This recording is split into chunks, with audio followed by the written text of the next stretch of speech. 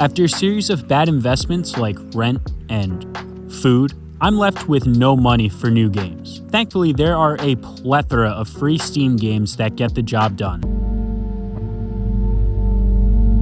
Babdi is a simulation game where you're dropped in Eastern Europe and your only objective is to leave. You're dropped into a decaying, brutalistic city block and told that the only way out is by getting a train ticket.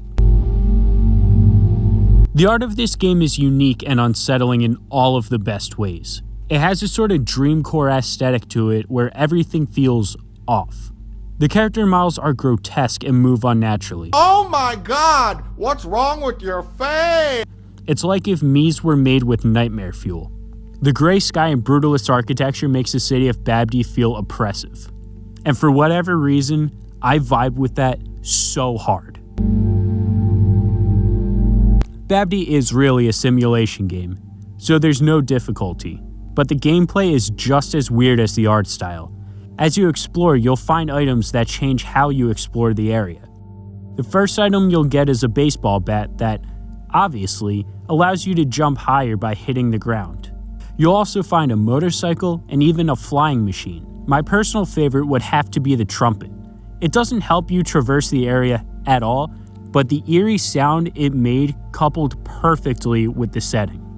The gameplay is a lot of looking around and picking a direction to go to. Exploration really is based off of what item you currently have.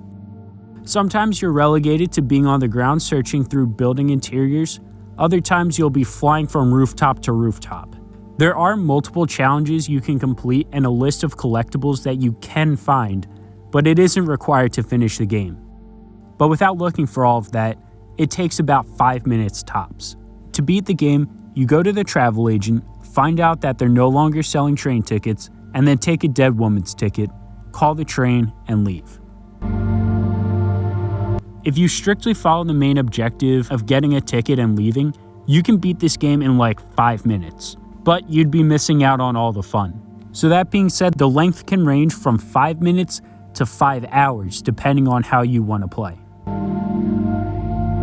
I love this game. The oppressive and unsettling city and the dark humor with the characters you come across make a unique experience. This game is dripping with dark humor. There are some funny moments like this one where you find a trio dancing in funny poses, but then you realize that they're in a sewer and the music is really creepy. On the other hand, the dark moments have a touch of comedy. When you find out that the woman died and you can get her ticket, you get a dead body tracker, which is absurd.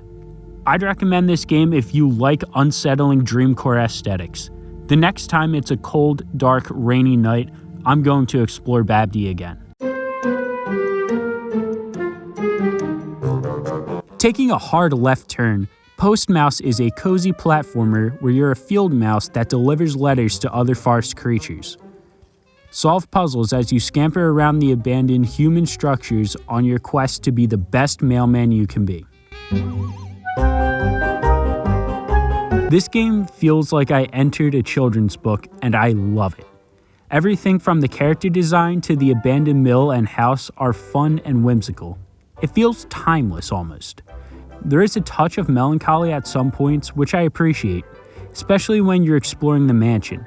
At one point, as you're trying to get to the top of the clock tower, you come across a bedroom that has a hospital bed and old pictures that were drawn by a child that used to live there.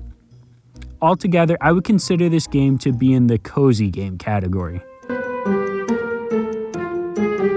This is a pretty generic but fun 3D platformer. The puzzles are fun to figure out, and they lend well to the environmental storytelling. None of them are particularly hard, and if you get stuck, you can activate an eagle eye-like ability that gives you a hint. Using the natural and man-made structures to make your way to deliver the letters was fun. Unfortunately, the controls felt off to me. While I had fun playing most of the game, it felt like if I didn't follow the exact path the developer intended, I was blocked. This caused some annoyance while playing, but not enough for me to be too upset about it.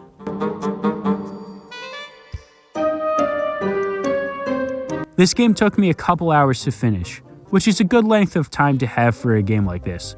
Short, sweet, and fun. What else is there to say? I would recommend this game mainly if you want to feel like you live in the world of Frog and Toad. Everything has that old-timey feel with a wave of nostalgia for children's storybooks. While the controls leave something to be desired, the puzzles are fun and not too hard to figure out.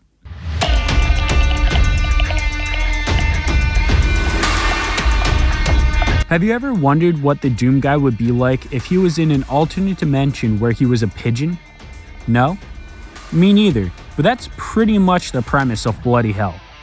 Fight your way through hell, pick up blood elixirs, and question if this game is technically blasphemy in this top-down bullet hell pixel game. Bloody Hell has a fun pixel art that gives a retro feel, much like the cute and creepy art style of Dungeon Mage from episode 1, which you should check out. It's really funny to see this pigeon be this angel that dives into hell to kill a bunch of demons. Everything is dripping with personality, from the power-up meter to the save points that have a bird crucifix. It really does give Doom, but make it birds. Hell is broken up into different sections, with all their own aesthetics, enemies, and travel gimmicks. Some enemies are repeated throughout every section, but are given unique abilities to make the gameplay fresh. Bloody Hell does a really good job of this. The closer to the end you get, the harder the enemies become, and not in the sense that they have more health. When you start, enemies are basic, and they have slow and telegraphed attacks. At the end, they're shooting out attacks quickly and constantly, and teleporting all over the place, so you never have a second to pause and heal during a fight. Speaking about progression, the abilities you get along the way are spaced out really well. Before entering a new area, you're given a power-up that helps you travel. The first is a double dash that allows you to get to further platforms. Towards the end, you'll get the ability to throw your halo like a grappling hook, which makes moving around areas easier. There's also sections where you have to combine these abilities. Progression is super satisfying, and the combat consistently gets more difficult, so it always feels challenging. In the end, my total playtime was around 7 hours. There's a bunch of hidden power-ups and chickens to find that keep you exploring every inch of hell until you've found everything. The whole map is circular, so it makes it easy to go back and explore using your new power-ups to find hidden spots. And if you really wanted to, you can fast travel by going to the save point, going to heaven, and going back down and picking the save point closest to where you want to go. It's a couple loading screens, but after playing Starfield, I can deal with a few loading screens. Bloody Hell is a fun and challenging bullet hell that I recommend you give a try. Going through the levels, collecting power-ups, and finding all the hidden items is satisfying.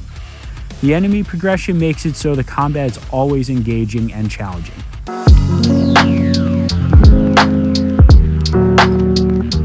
Well, that's been 3 free Steam games, episode 2. I would recommend giving all of these games a try. I try to show a variety of genres. If you know of any more free games I should talk about, let me know in the comments below.